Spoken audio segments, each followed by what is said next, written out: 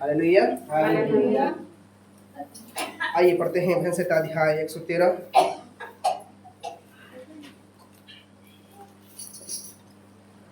पहला पद को पढ़ूंगा, दूसरे पद को आप लोग साथ में मिलके सभी को एक साथ पढ़ना है। हालेलुया।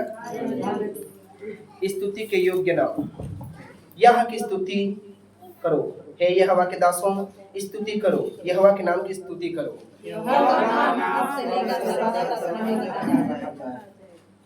उद्यांचल से लेकर अस्तांचल तक यहोवा का नाम स्तुति के योग्य है।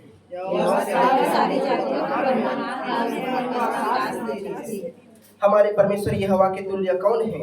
वह तो ऊंचे पर विराजमान है।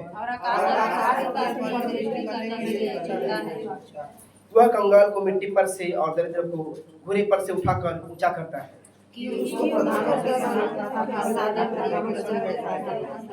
वह बांझ को घर में लड़कों की आनंद करने वाली माता बनाता है। यह की स्तुति करो। आइए 9 पद को साथ में पढ़ेंगे।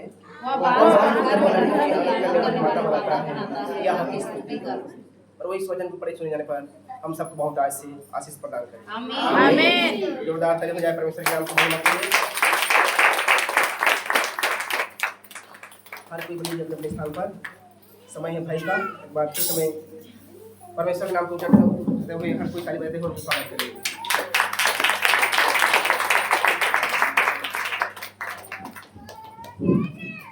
हालेलुया। हम तो बोले हमारे उद्धारकर्ता प्रभु यीशु मसीह की जय जय जय। आमीन। सर्वप्रथम परमेश्वर पिता का धन्यवाद कि इसने सुंदर समय को दिया। हालेलुया। आइए आज जो भजन संहिता अध्याय 113 पढ़ा गया, कुछ वचनों को हम देखेंगे। यहाँ पर पहला पद में भजनकार दाऊद कहते हैं, यह की स्तुति करो। आमीन। कितने लोग परमेश्वर की स्तुति करते हैं? सच्चे दिल से बताना, स्तुति कितने लोग करते हैं? स्तुति आराधना प्रार्थना में अंतर है ना। स्तुति अलग है, आराधना अलग है, प्रार्थना अलग विषय है। सच पा रहे हैं? स्तुति मतलब परमेश्वर की महिमा करना, उसकी तारीफ करना, उसकी बड़ाई करना, उसकी प्रशंसा करना।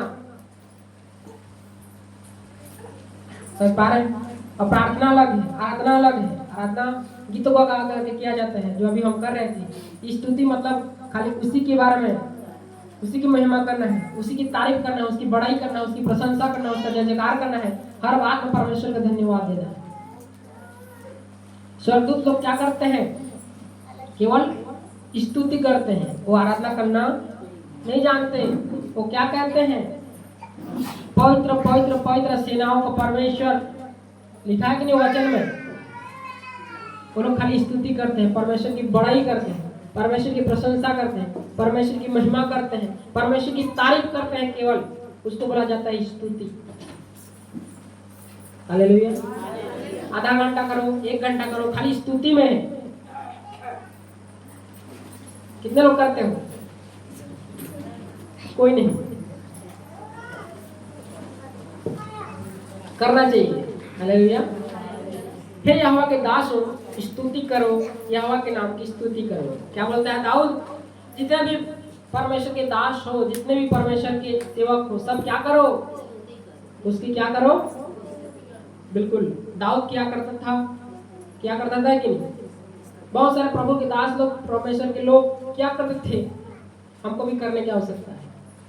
आमीन। दूसरा पद में कहता है, यहोवा का नाम अब से लेकर सर्वदा तक धन्य कहा जाए। हालेलुया।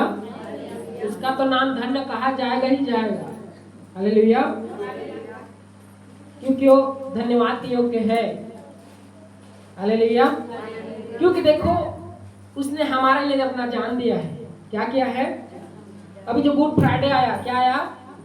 इससे पहले क्या आया था? Good Friday. तो गुड फ्राइडे क्यों बोलते हैं? हमारे लिए किसी ने अपना मतलब दान चुका दिया। जिस जगह में हमें जाना चाहिए था, उस जगह में वो खुद जाकर क्रूस में अपना क्या कर दिया? अपना दान चुका दिया, अपना बलिदान दे दिया। उसी में हमको चंगाई मिला, उसी में हमें उद्धार मिला, उसी में पाप क्षमा मिला, उसी में सब कुछ मिल गया। हालेलुया। इसीलिए वो गुड फ्राइडे क्या है? हम बच गए। हम क्या हो गए? हम बच गए। प्रभु ने हमें मोल ले लिया, खरीद लिया, इसलिए तो गुड फ्राइडे है। हमारे लिए किसी ने कुछ दिया। यीशु मसीह ने क्या दे दिया? बोलिए क्या दिया? इसलिए वो गुड फ्राइडे ने तो हमें वहां पर जाना पड़ता। ये हमारे लिए गुड फ्राइडे नहीं होता फिर, क्योंकि यीशु मसीह ने अपने ऊपर ले लिया। हालेलुया।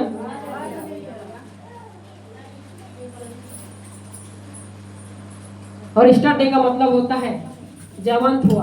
परमेश्वर हमारे लिए क्या किया, मतलब प्रभु यीशु मसीह आपके और हमारे पापों के लिए वो मारा गया क्रूस में और गाड़ा गया और तीसरे दिन जी उठा। क्या किया, जी उठा। हालेलुया। मतलब कितने लोगों को पता है परमेश्वर आत्मा है? क्या है? आमीन। आपको पता है कि नहीं? लेकिन परमेश्वर देहधारी हुआ, क्या किया? यीशु मसीह के रूप में वो क्या किया, इस मनुष्य इस दुनिया में आया कि नहीं आया?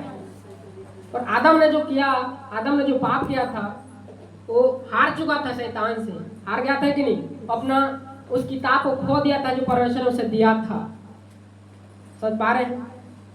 जो चीज उसको दिया गया था उसको खो दिया था, इसलिए यीशु मसीह फिर आया, मनुष्य के रूप में आया, माता के गर्भ में आया और क्या किया वो? कई लोग बोलते हैं कि तुम्हारा प्रभु क्रूस में वो खुद को नहीं बचा पाया, तुम्हें क्या बचाएगा? कई लोग बोलते हैं ऐसा, सुने होंगे आप, और ऐसा बोलते हैं। लेकिन अगर वो नहीं वहां मरता तो हमें वहां पर क्या होता, जाना पड़ता। मतलब उसको ऐसा होना ही था, वचन पूरा होना ही था, नहीं तो पाप क्षमा कैसे मिलता? पाप क्षमा केवल यीशु के लहू से ही हो सकता है। मेढ़ों का, बकरों का लहू तो कुछ दिन के लिए होता है, 1 साल 2 साल, कितना बलिदान चढ़ाओगे। और वो जब हो गया, यीशु मसीह जब खुद बलिदान हो गया मेमना के रूप में, मेमना जो था झाड़ी में जो फंसा था मेमना, और अब्राहम के पास जो मिला उसको मेमना, वो कौन है? और जो आदम और हवा को जो पहनाया गया कपड़ा, महिमामय वस्त्र, वो कौन है? यीशु मसीह है। उसी का कपड़ा उसको दिया गया, महिमामय वस्त्र उसको दिया गया, उसने परमेश्वर ने ढांक दिया। अब परमेश्वर ने आया और मनुष्य के रूप धारण किया, खुद वचन क्या किया, देहधारी हुआ, हमारे बीच में डेरा किया, और फिर वचन के अनुसार वो क्रूस में मारा गया और गाड़ा गया, और तीसरे दिन वो अधोलोक गया था। वो कहाँ गया था? और वहां जो प्रभु के लोग थे, संत लोग थे, उनको अपने साथ लेकर के, क्योंकि यीशु का ही लहू है ना, वही उनको शुद्ध करता है, उनको पवित्र कर सकता है, उनका उद्धार कर सकता है। उनको अपने साथ लेकर के वो फिर वो कहाँ गया? उसके बाद वो महिमा में चला गया, वो सिंहासन में वो फिर बैठ गया। क्या हो गया? बैठ गया। हालेलुया।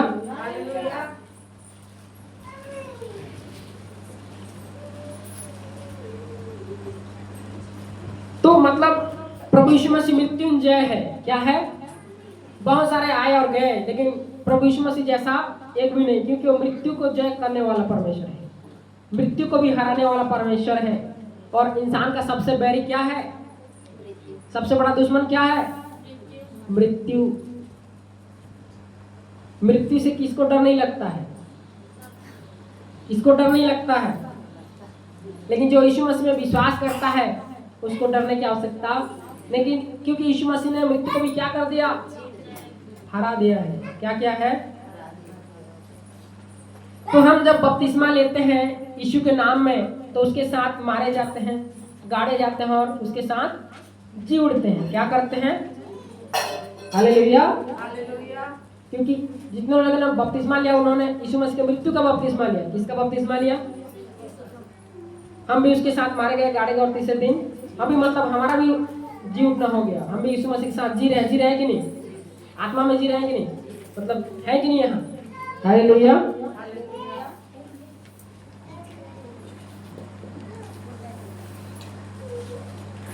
हालेलुया। तीसरा पद में कहता है, उदयाचल से लेकर अस्ताचल तक यहोवा का नाम स्तुति के योग्य है। आमीन। देखो, उदयाचल से लेकर के अस्ताचल तक यहोवा का नाम क्या है? स्तुति के योग्य है। हालेलुया। यहोवा सारी जातियों के ऊपर महान है। आमीन। और उसकी महिमा आकाश से भी ऊंची है। सारी जाति, इसमें केवल एक धर्म या एक जाति के विषय में नहीं बोला जा रहा है, सारी जाति, मनुष्य जाति जितने भी हैं दुनिया में, समझ पा रहे कि नहीं? वो महान है। आमीन। क्या यीशु मसीह केवल हम लोगों के लिए, क्रिश्चियन लोगों के लिए आया? क्या क्रिश्चियन लोगों का ही परमेश्वर है वो? यीशु मसीह ने कहा मत्ती 11:28 है कि नहीं, हे सब परिश्रम करने वालों और बोझ से दबे हुए लोगों मेरे पास, मैं तुम्हें। वो केवल क्रिश्चियन लोगों का परमेश्वर है? वो केवल हमारा ही है क्या? वो सब के लिए है जो यीशु मसीह पर विश्वास करते हैं या करेंगे। हालेलुया। वो सब का परमेश्वर है। किसका परमेश्वर है? लोग कहते हैं कि ये क्रिश्चियन लोगों का परमेश्वर है, क्रिश्चियन लोगों का खुदा है, ऐसा बोलते हैं कि नहीं? लेकिन ऐसा नहीं है। वो सब का परमेश्वर है, वो सब का प्रभु है, लेकिन विशेष करके विश्वासियों का। किसका? हालेलुया। और वो तो महान है भाई, और उसकी महिमा आकाश से भी ऊंची है। आमीन। हमारे परमेश्वर यहोवा के तुल्य कौन है? वो तो ऊंचे पर विराजमान है। भजनकार दाऊद कहता है हमारे परमेश्वर के तुल्य कौन है, उसके योग्य कौन है? कोई है क्या? वो कहाँ में विराजमान है? स्वर्ग में विराजमान है, और हमारे अंदर भी है। आमीन। आप विश्वास करते हैं आपके अंदर परमेश्वर है कि नहीं? भाई आपके अंदर अगर परमेश्वर का आत्मा है, आपके अंदर जीवन है, तो आपके अंदर है वो। जितने लोगों ने बपतिस्मा लिया उनके अंदर वो है, क्योंकि जितनों ने मसीह में बपतिस्मा लिया उन्होंने यीशु मसीह को पहन लिया। हालेलुया। इसीलिए तो आपकी वो रक्षा करता है, इसीलिए तो आपकी सहायता करता है, इसीलिए आपको बचाता है। हालेलुया।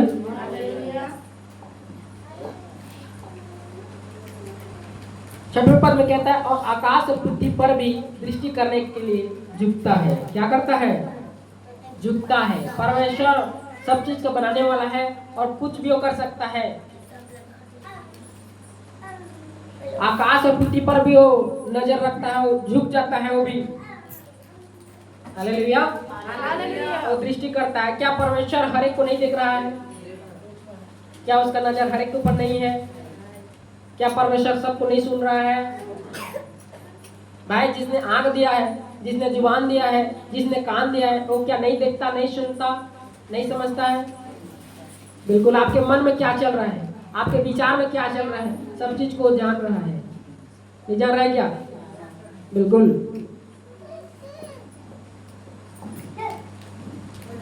सातवें पद में कहता है वह कंगाल को मिट्टी पर से और दरिद्र को घूरे पर से उठाकर ऊंचा करता है। आमीन। जो कंगाल है उनको मिट्टी पर से और जो दरिद्र है उनके घूरे पर से उठाकर क्या करता है परमेश्वर? कहने का मतलब है वो धनी को भी निर्धन बना सकता है और निर्धन को भी धनी बना सकता है, गरीब को भी अमीर और अमीर को भी गरीब, कंगाल को भी धनवान बना सकता है और धनवान को भी। और उसके हाथ में है, कहाँ पर होगा, क्या किसको क्या बना देगा, किसको क्या रखेगा उसके ऊपर है। याकूब को प्रिय जाना, एसाव को अप्रिय जाना, जबकि एक ही माँ के दोनों संतान थे। कैन और हाबिल को देख लो। हाबिल के भेंट को परमेश्वर ने ग्रहण किया, कैन के भेंट को ग्रहण उसके हाथ में है। वो परमेश्वर की मर्जी है। वो क्या है? वो प्रभु के हाथ में है कि उसको प्रधानों के संग अर्थात अपनी प्रजा के प्रधानों के संग क्या करें? बैठाए। लाजर को बैठाए कि नहीं? वो भी तो कंगाल था और धनवान व्यक्ति भी मरा, कंगाल भी, लाजर भी मरा। वो कंगाल कौन था? लाजर ही तो था। बाद में उसको रिवील किया और लाजर ही था। और लाजर कहाँ में बैठा? हो अब्राहम की गोद में बैठा। लेकिन धनवान कहाँ बैठा था? नरक में। हो सोचो, कंगाल कौन था? लाजर। लाजर को कहाँ बैठा दिया? वो बैठा दिया कि नहीं? सिंहासन में, है कि नहीं? उसी से उसको बोल रहा है। अर्थात अपनी प्रजा के प्रधानों के संग बिठाए। किसको? लाजर को भी। अब्राहम की गोद में बैठा था कि नहीं? वह बांझ को घर में लड़कों की आनंद करने वाली माता बनाता है। यह की स्तुति करो। मतलब जो बांझ है उनको भी, सारा बांझ थी, परमेश्वर ने उसके कोख को खोला। जितने लोग बांझ थे मतलब सबको परमेश्वर ने दिया। तो मतलब वही है कि परमेश्वर के हाथ में कुल मिला के सब कुछ है। क्या है? बच्चा से लेकर के सारा चीज उसके कंट्रोल में, उसके हाथ में है। परमेश्वर जो चाहता है वही करता है। हमारा परमेश्वर कहाँ है? स्वर्ग में। उसने जो चाहा वही किया है। हालेलुया। हम परमेश्वर पिता का धन्यवाद करते हैं और उसकी महिमा करते हैं। आमीन। परमेश्वर हमेशा स्तुति के योग्य है, वो काबिल के योग्य है। परमेश्वर इन वचनों के द्वारा हम सभी को बहुत से आशीष प्रदान करें। आमीन।